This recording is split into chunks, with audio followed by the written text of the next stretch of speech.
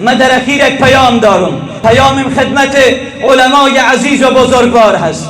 علمای عزیز، علمای فرهیخته و بزرگوار، نسبت به دیگر مردم از همه کرده بیشتر قدر نظام اسلامی و قدر امارت اسلامی را که با خون هزاران جوان این سرزمین در اختیار ما قرار گرفته است، ما باید قدر این نظام را بیشتر بدانیم. باید متوجه باشیم، فراموش نکنیم شهدای گلگون کفن جانهای عزیز، جانهای شیرینشان را فدا کردند، فرزندانشان را یتیم گذاشتند، مادران و پدرانشان را داغدار کردند، زنانشان را بیوه کردند. در برابر استکبار جهانی و غول پیکر دنیا، آمریکای جنایتکار با خون جانشان در میدان جهاد و خون دادن و قربانی پیکار و مبارزه داشتند. سرانجام ملت و خاک و کشور و وطن ما را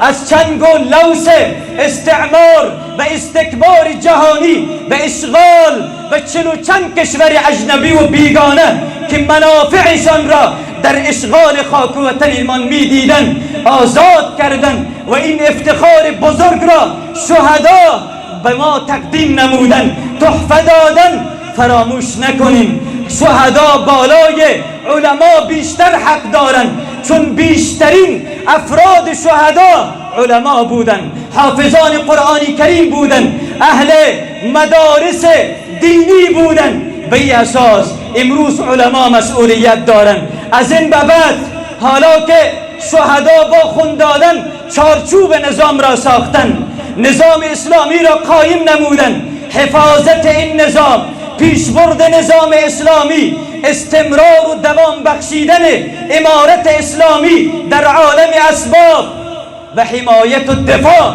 از نظام اسلامی از همه کرده اولتر وظیفه و مسئولیت علما و دانشمندان هست. ما فراموش نکردیم که در نظام طاغوتی جمهوریت شرم و حیا و ایمان و عفت و حدود الهی قرآن خدا، سنت رسول الله علیه السلام همه در معرض خطر قرار داشت.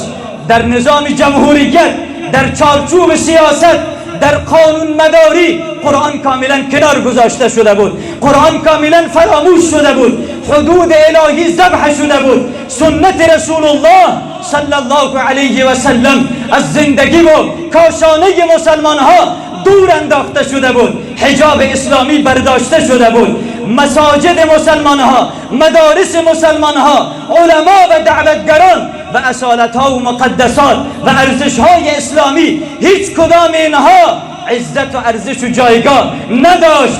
فقط اونها میخواستن قانون غربی، قانون دموکراسی را غرب زدگان و استعمار زدگان و دموکراسی زدگان در خاک و کشورمان تطبیق بکنن. ولی امروز الحمدلله گلیم و بساط همه اون انسانهای خود فروخته، برده و غلام حلقه به گوش یهود و نصارا رفتن به دنبال کارشان، پوزشان به خاک مالیده شد. امروز علما باید بیدار باشند.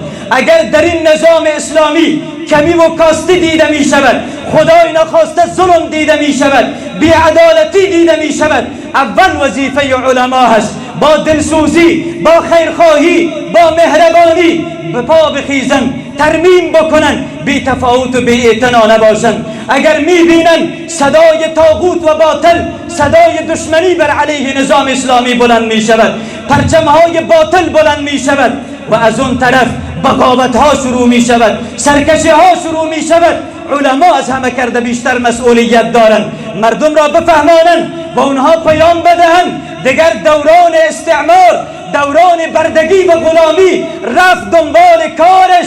بیاییم کمر همت ببندیم تا آرمان مقدس شهدای گلگون کفن تحقق پیدا بکند. نو چارچوب این نظام ساخته شده است، ولی آرمان مقدس شهدا این بود که حدود الهی، تعزیر و قصاص و نظام و قانون قرآنی به طور کامل از آدرس امارت اسلامی باید تطبیق شود و عملی شود.